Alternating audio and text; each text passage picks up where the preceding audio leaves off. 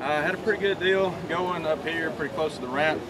A lot of the guys were running 35, 40 minutes, and I was able to get to my fish within 5 minutes and then kind of work on them while those guys were running, and that was the prime time of the day. So it was really important to me to be able to get to those fish real quick. Just like today, we blasted off at 7:25. I had a 4.5, 5 pounder at 7:29. I mean, it's unbelievable how quick it is, but it's over with in like 30 minutes. And I think those fish have a watch because it doesn't matter if it's foggy, if it's cloudy, if it's sunny. I mean, it's over with real quick. But I had another deal going down lake, and that's what kind of saved me on day 2. I went in my primary spot on day 1, had 18.8, never went down lake, and then I went to my primary spot yesterday and had 4 for about 6 pounds when I left. And I had worked it for about 3 hours, so I was kind of worried, but I was able to run way down the lake and throw a jackal bow stick and catch 2 3s and a 5, and that's kind of what I've been doing in practice, running a few points, and I had caught one about 7.5 in practice, so I had a pretty good bit of confidence in it. And I was able to run down there and pick up those 3 good fish, and then I ran all the way back up here and gave myself 20 minutes, and I ran in that little pocket again and actually caught another one about 3 and coiled up. So that kind of saved me yesterday, and this morning, I mean, it was on and over with real quick. I had 14.5, 15 pounds real quick, and after that, I mean, it's just it's stagnant in there. It's unbelievable how quick they shut off. And in practice, I flipped, I threw float worm, fluke, spinnerbait, buzzbait, everything. I couldn't get them to bite anything other than that early morning shad spawning.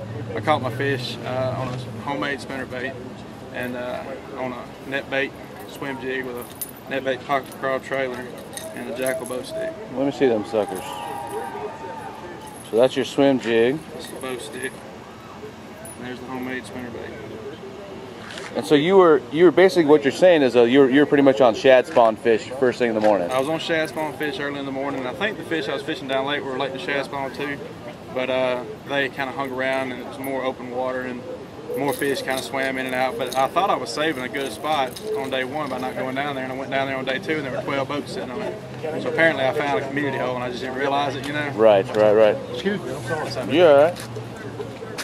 No, well, congratulations. So walk, so you had 18 pounds, 15 pounds, and what do you think you had today? 18.8, 15.6, and maybe 15 today, if I'm lucky.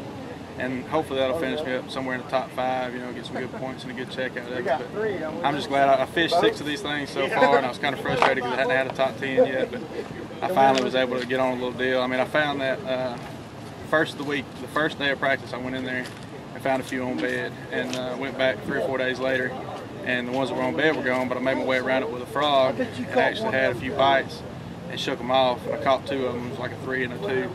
I shook the rest off. Then I went back in after I found the bow stick thing. That's where I was going to do, is run in there first thing in the morning. Well, on the final day of practice, instead, I ran into that spot to see if it was still 13 or 14 pounds, where maybe I could go in and catch that on day 2 if I needed to. Yeah. And when I went in to check it on that final day of practice, I mean, in 20 minutes I had 18 to 22 pounds of bites. It was unbelievable. Wow. It was like first thing in the morning, you know.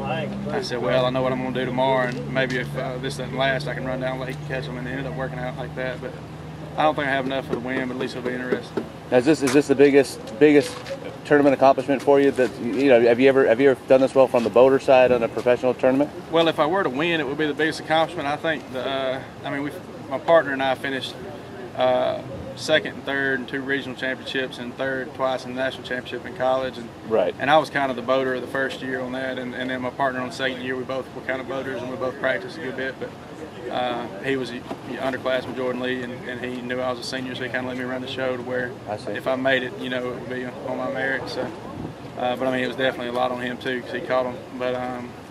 But yeah, this, as far as getting out here on my own and being a boater, this is what I want to do in my life, you know, and I'm glad to be able to at least hang with some of these big sticks like JT Kenny and Medlock and McMillan sometimes, you know. Oh yeah, no, congratulations, man. Look here, folks. Whoa. 17 pounds, 12 ounces is what we got to have right here. Applause, Shaye Baker. Here's another guy we hadn't seen for a couple of years, missed him.